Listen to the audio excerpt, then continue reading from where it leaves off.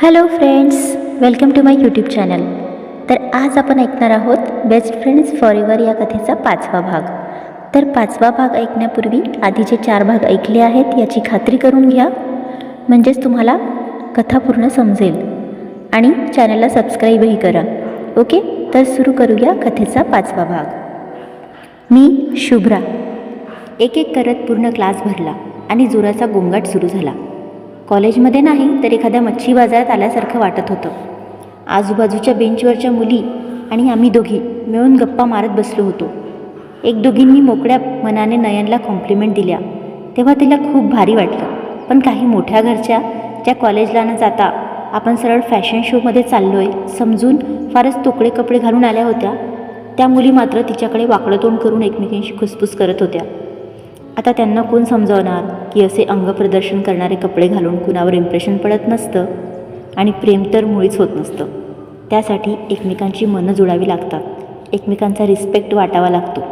मान्य आहे की मुलं अट्रॅक्ट होतात असले कपडे आणि हायफाय राहणीमान पाहून, पण जग कितीही पुढं गेलं तरी लग्न करताना त्यांना एक मॅरेज मटेरियल मुलगीच लागते जी त्यांच्या घरच्यांना पसंत पडेल. आणि आपली नयन म्हणजे परफेक्ट मॅरेज मटेरियल आहे. आणि PGला येईपर्यंत मुलांची मेंटॅलिटी बदललेली असते. पुढच्या 1-2 वर्षात सेटल होऊन लग्न करण्याचा 90% मुलांचा विचार असतो. त्यामुळे अशी मुलगी नजरेसमोर आली तर तिच्या त्यांना आपल्या आईवडिलांची सून आधी दिसते आणि मग आपली बायको. असो, सर आले आणि मच्छी बाजाराचं एका वर्गात रूपांतर झालं. सरांनी कॉलेजमध्ये सर्वांचं स्वागत केलं आणि प्रत्येकाला परिचय द्यायला सांगितला.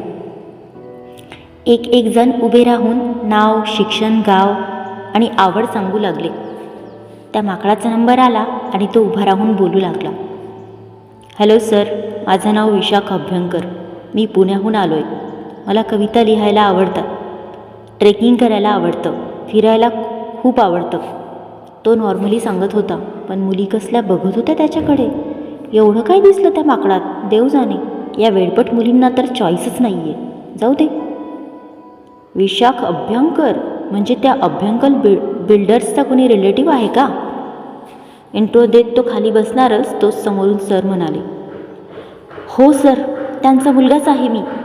पण डॅड मुंबईत जास्त राहत नाहीत, पुण्यात पण प्रोजेक्ट सुरू आहेत खूप सारे, तर तिथे राहून ते बघतात. त्याचं बोलणं ऐकून क्लासमधल्या मुलामुलींचे डोळे मोठे झाले. मुली तर भोया उंचावून एकमेकींकडे अर्थपूर्ण नजरेने बघू लागल्या. हो का? अरे वा, छान, सर म्हणाले. ओ हो, म्हणजे हा तर बडे बाप की औलाद निघाला, तेही बिगडी हुई. मग बाकीच्यांचे इंट्रो झाले. मुलं मात्र मुलींचे नाव आणि बाकीची माहिती कान देऊन ऐकत होते. पण सगळ्यात जास्त कान टवकारले गेले ते नयन बोलण्यासाठी उठून उभी राहिली तेव्हा. पण ती जास्त काही बोललीच नाही. स्वतःचं नाव, फक्त नाव सांगितलं. सरनेम आणि मिडल नेम पण नाही बोलली. गावाचं नाव तर मला माहीतच होतं. आवड काय तर वाचन आणि गाणी ऐकणे, पण तेवढंसुद्धा सगळे कान देऊन ऐकत होते आणि डोळे फाडून तिच्याकडे बघत होते. तो माकडसुद्धा होता त्यात. अगं कुठला, देखना भी मत, मेरी बेस्टी है वो. आज दिवसभर नुसतं ओळख परिचय सुरू होता. एकाही शिक्षकाने शिकवलं नाही. दुपार झाली तसे आम्ही लंच करायला कॅन्टीनमध्ये गेलो. कोपऱ्यातला टेबल बघून आम्ही दोघी जेवायला बसलो. नयनला बसवून मी ऑर्डर द्यायला काउंटरकडे जायला उठले. 2 पावलं चालले आणि धडाम, कुणाला तरी जोरात धडकले मी.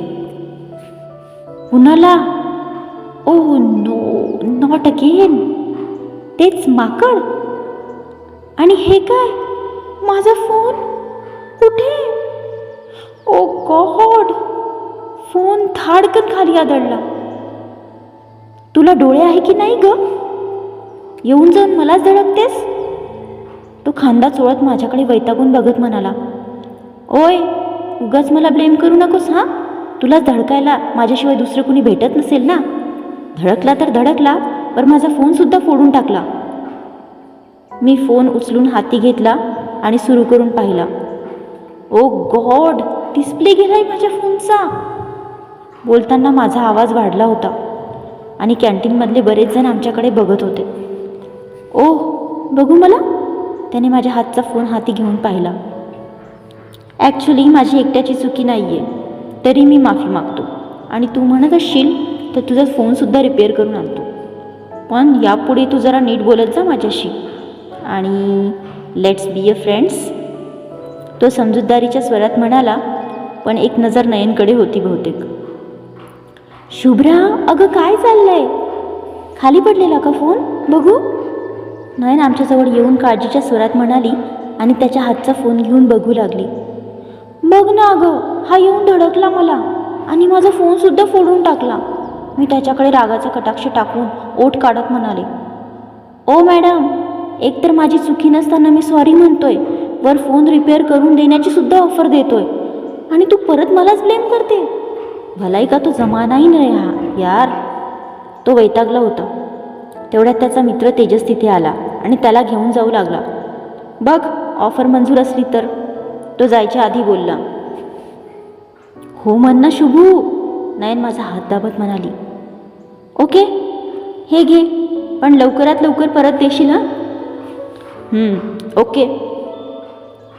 आणि हो, त्यातला डेटा म्हणजे फोटोज वगैरे काढून बघायचा अजिबात प्रयत्न करू नकोस हां, नाहीतर मी धमकी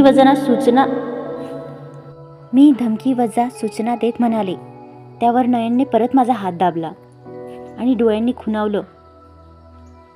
ओ मिस ॲटिट्यूड, तू स्वतःहून बघायला लावशील ना तरी नाही बघणार मी.